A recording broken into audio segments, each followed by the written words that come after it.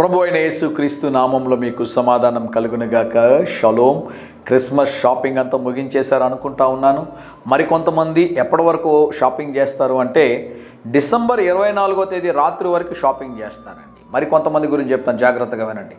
December 25వ తేదీ ఉదయం shopping చేస్తూ ఉంటారు కొంతమంది. డబ్బులు లేకుంటే పర్వాలేదు, డబ్బులు అనుకూలమైనప్పుడు కొనుక్కోవచ్చు. కొంతమంది డబ్బులున్నా కూడా నిర్లక్ష్యంగా ఉండి పండగ రోజు దేవుని స్తుతించి ఆరాధించి దేవుని మందిరానికి వెళ్లకుండా ఆ రోజు మార్నింగ్ షాపింగ్కి వెళ్తూ ఉంటారు కొంతమంది.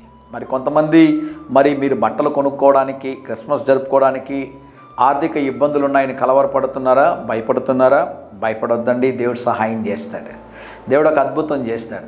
నేను ఎన్నో సంవత్సరాల క్రిస్మస్ సమయంలో బట్టలు లేకుండా ఉన్నటువంటి సందర్భం ఉంది. పండుగ జరుపుకోలేనటువంటి పరిస్థితులు చాలా ఉన్నాయి.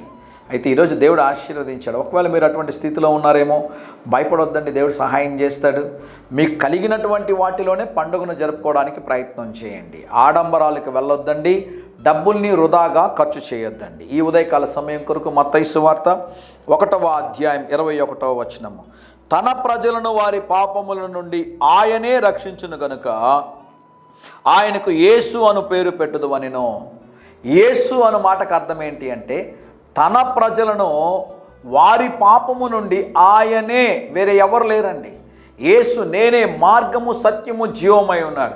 యేసు ప్రభు ద్వారానే మనకు రక్షణ, యేసు ప్రభు ద్వారానే మనకు నిత్య జీవము, యేసు ప్రభు ద్వారానే మన పరలోకాన్ని చేరుకోగలము. యేసు ఒక్కడే మార్గము. దేవుని నామానికి స్తోత్రం కలుగునుగాక.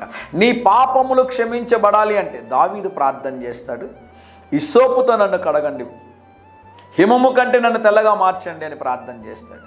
దావీదుకి ఈ రకంగా ప్రార్థన చేసే అవకాశం లేదు. ఏ రకంగా అంటే యేసు ప్రభు శిలువ రక్తంతో నన్ను కడగండి అని దావీదు ప్రార్థన చేసే అవకాశం లేదు.